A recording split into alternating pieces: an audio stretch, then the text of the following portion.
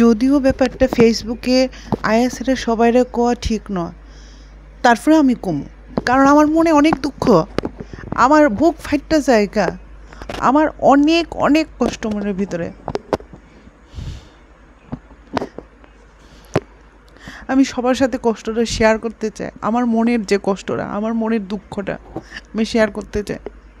যেই মানুষটা বিয়ের আগে উঠতে ফোন, বইতে ফোন, কথা মানে এমনকি আমি যখন লেট ট্রেনে যাবো তখনও ফোন, হ্যাঁ, উঠতে বইতে দিনে রাত্রে ফোন করতো। আমি বাপের বাড়িতে গিয়ে 3 দিন থাকছি, সে সকাল 9টা বাজে তারপরেও আমার একটা ফোন দিছে না।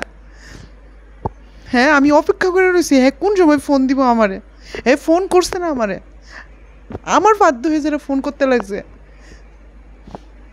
চিন্তা করতে পারেন এরকম এই এই মানুষ, হ্যাঁ, বিয়ের আগে ফোন ফোন ফোন, হেডফোনের যন্ত্রণাতে আমি শান্তি পাইতাম না, সারাক্ষণ ফোন।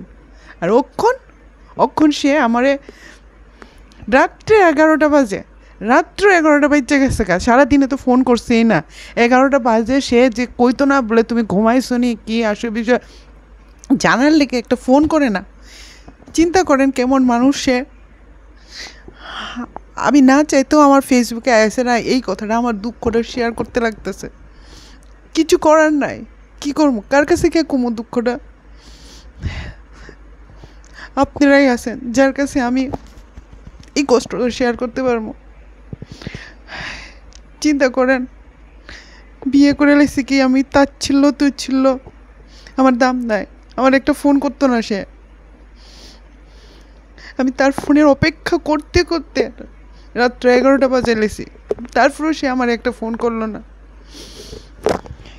কি করবো, দুঃখটা শেয়ার করতে ফেসবুকটার এই মাধ্যম বানাইছি। আপনারা আমারে নিকৃষ্টের চোখে দেখেন না প্লিজ।